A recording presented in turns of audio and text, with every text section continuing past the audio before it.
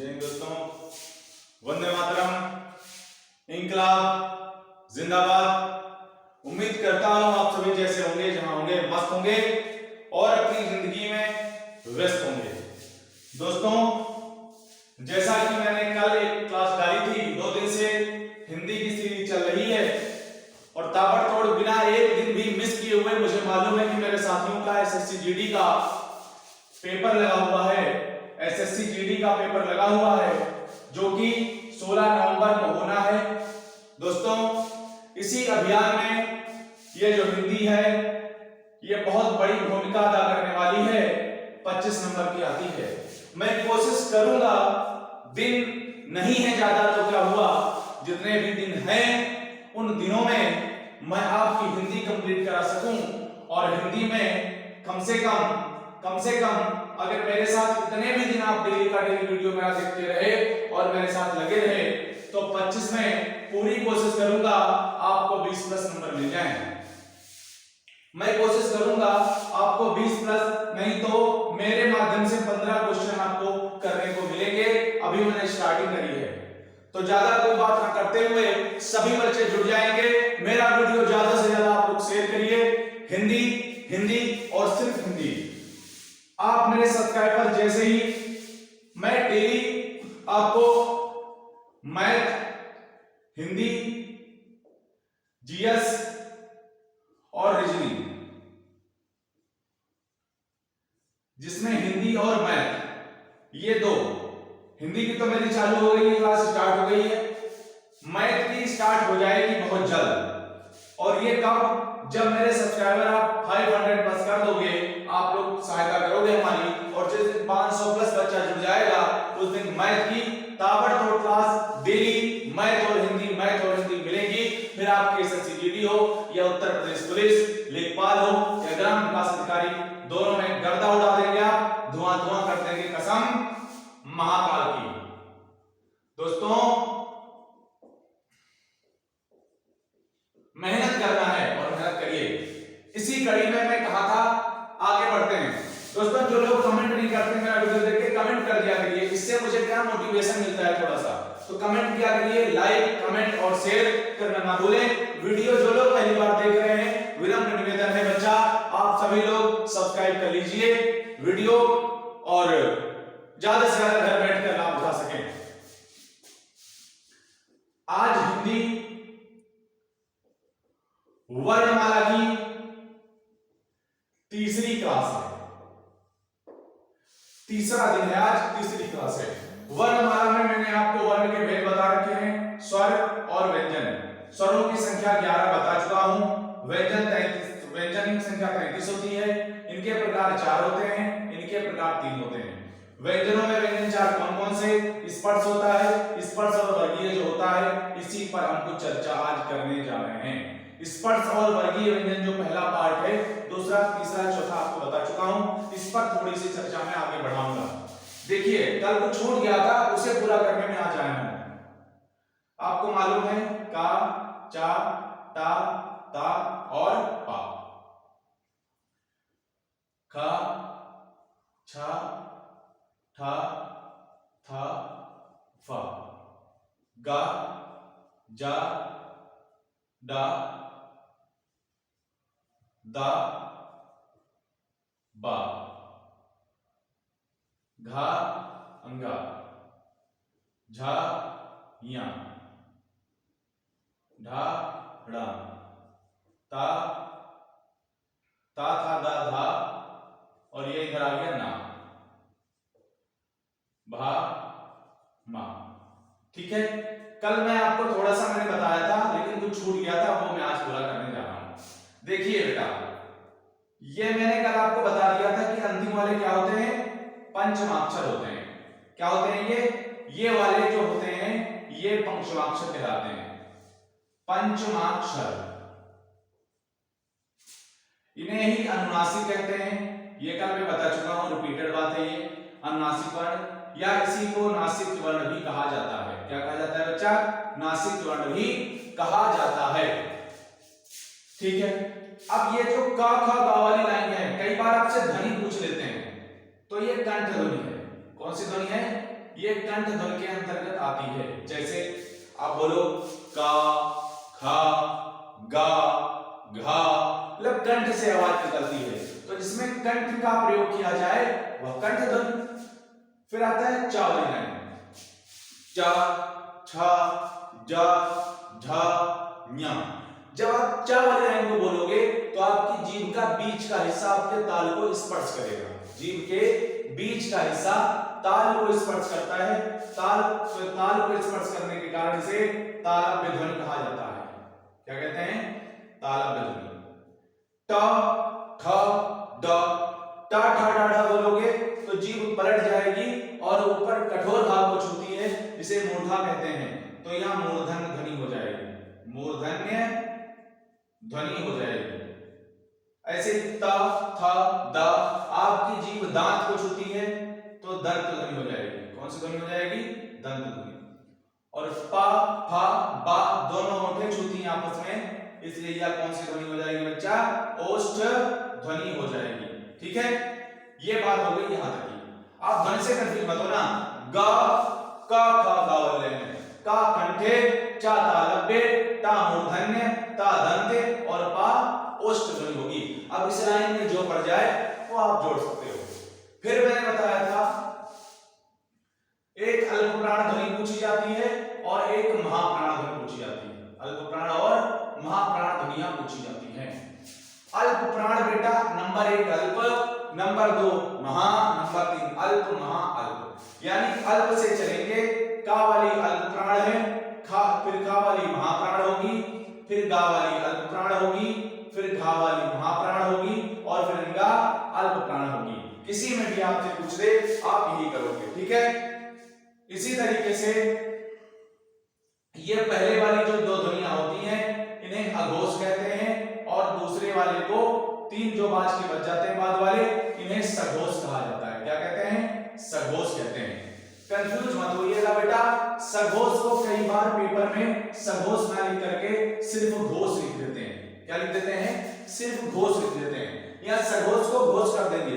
अगर घोष भी कर देंगे तो भी मतलब वो सघोष पूछ रहा है, और अगर घोष कर देंगे तो घोष तो पहले वाली तो होती है। ठीक है, यहां तक की बात हो गई पूरी।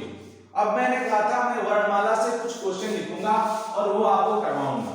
ठीक है, वर्णमाला से कुछ क्वेश्चन करूंगा और वो आपको करवाने का प्रयास करूंगा ताकि वर्णमाला से क्वेश्चन ना छूटे। नंबर 1 वर्णमाला। नंबर पहला क्वेश्चन पूछा जाता है,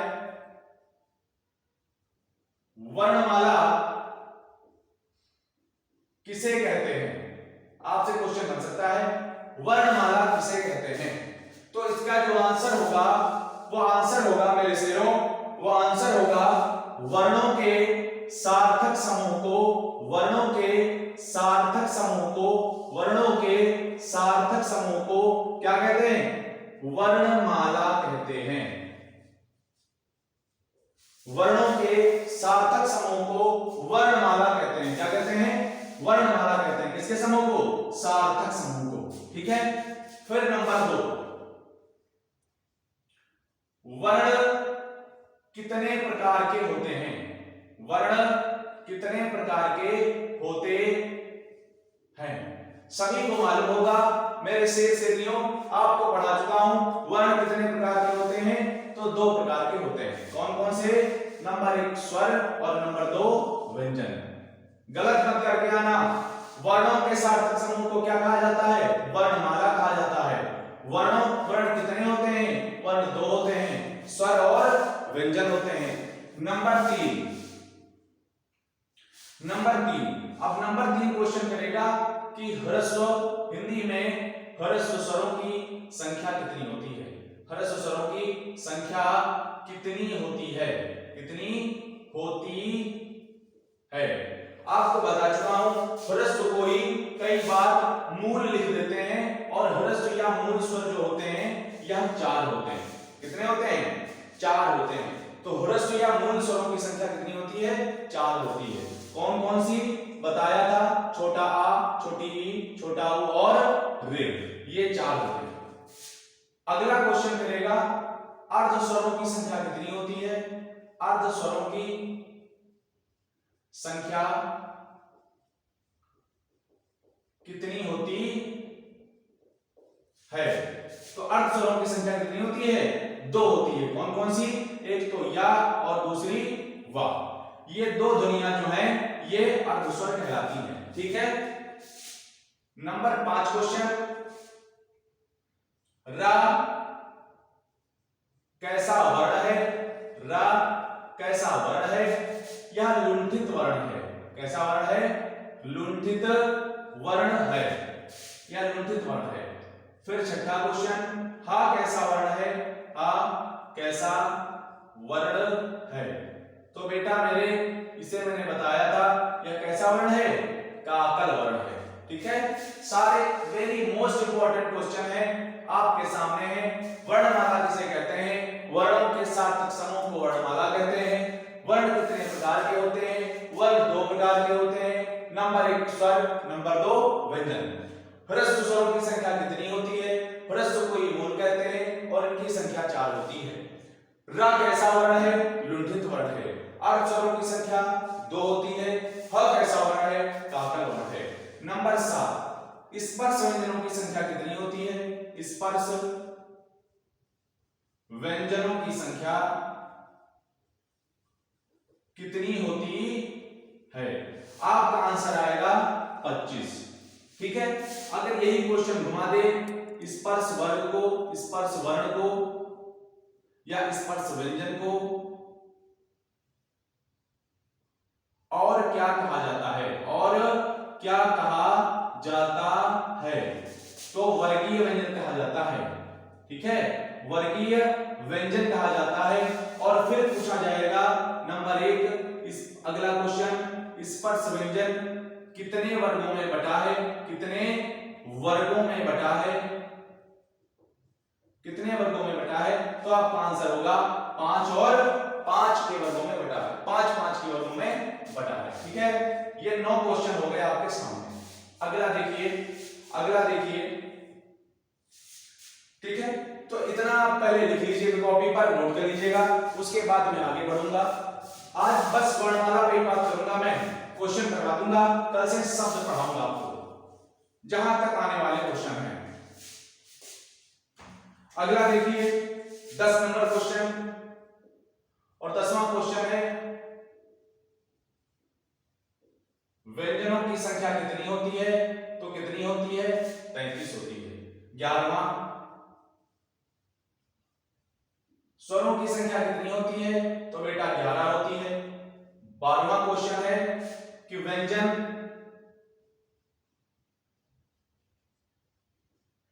कितने प्रकार के होते हैं? तो 4 प्रकार के होते हैं। और स्वर का पूछ दे, स्वर कितने प्रकार का होता है? कितने प्रकार के होते हैं? तो आपका क्या हो जाएगा? 3 प्रकार के। ठीक है। अगला क्वेश्चन का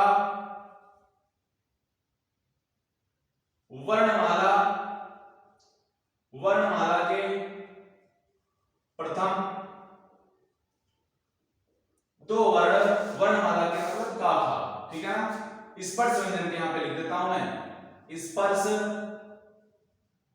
व्यंजन के प्रथम 2 वर्ण क्या कहलाते हैं? क्या कहलाते हैं? तो आपका आंसर, राइट आंसर हो जाएगा अघोष वर्ण कहलाते हैं। क्या कहलाते हैं? अघोष वर्ण कहलाते हैं। अगला क्वेश्चन स्पर्श व्यंजन के, क्वेश्चन वही है, स्पर्श व्यंजन के अंतिम 3 वर्ण क्या कहलाते हैं? तो सघोष, या इसी को घोष भी कह सकते हैं, घोष वर्ण कहलाते हैं। ठीक है। सिर्फ देखिए नहीं, देखिए, सुनिए, पढ़िए और कॉपी पर लिख लीजिए, क्योंकि पेपर को एसएससी जीडी के या यूपीपी के पेपर को ज्यादा दिन, एसएससी जीडी तो करंटली पेपर होने वाला है, ज्यादा दिन ही बचे हुए हैं। ठीक है।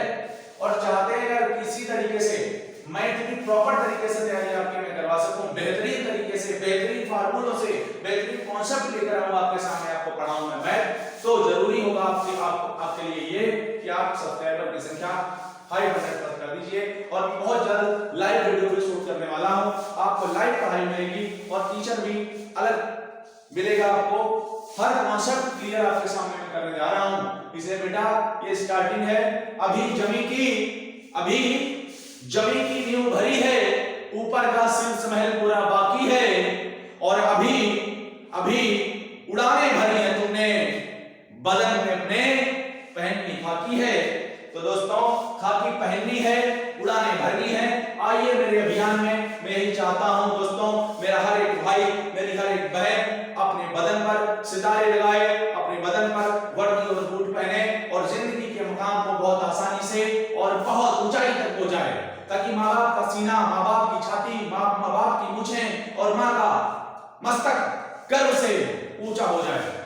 इसलिए आइए, जरूरी है आपके लिए, आपके जोश को जगा रहा हूं मैं, आप इधर आओ और पूरी पढ़ाई करिए, विधिवत तरीके से नोट्स बनाइए और पढ़िए। अगला क्वेश्चन देखिए बेटा, 16 नंबर क्वेश्चन आपके सामने है। स्पर्श व्यंजन के अंतिम 2 वर्ण हो गए। अगला है, और वो ये कि अल्प प्राण ध्वनियां हैं।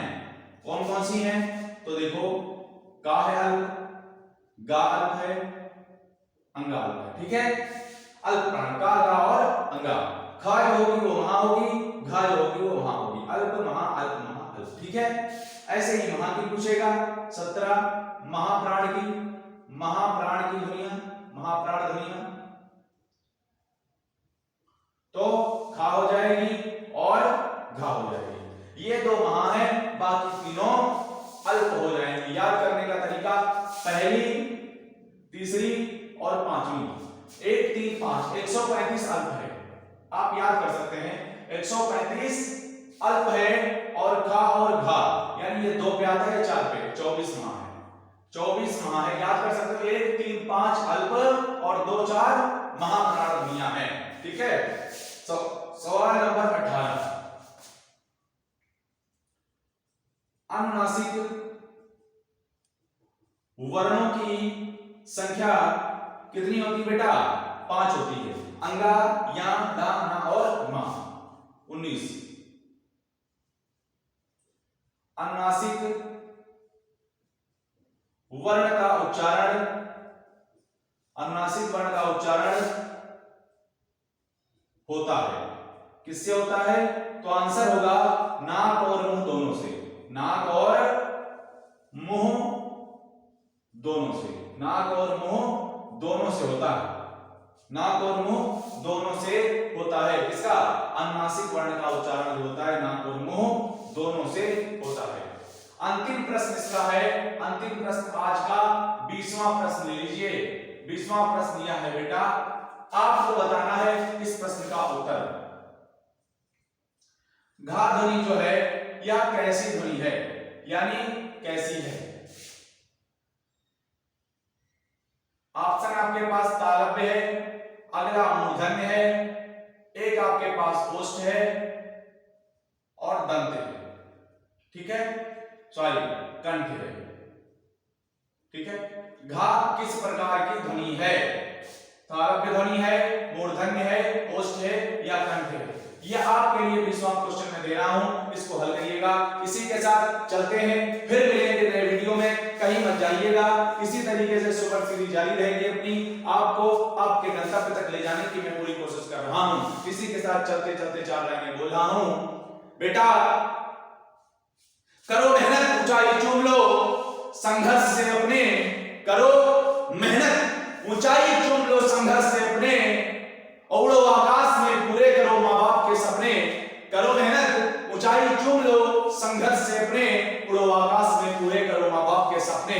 समय जितना गंवाते हो यहाँ तुम व्यर्थ बातों में, अगर उतना समय पढ़ लो तो पूरे होंगे सब सपने।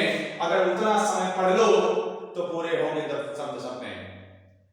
दोस्तों इसी के साथ जय हिंद, जय भारत, वंदे मातरम।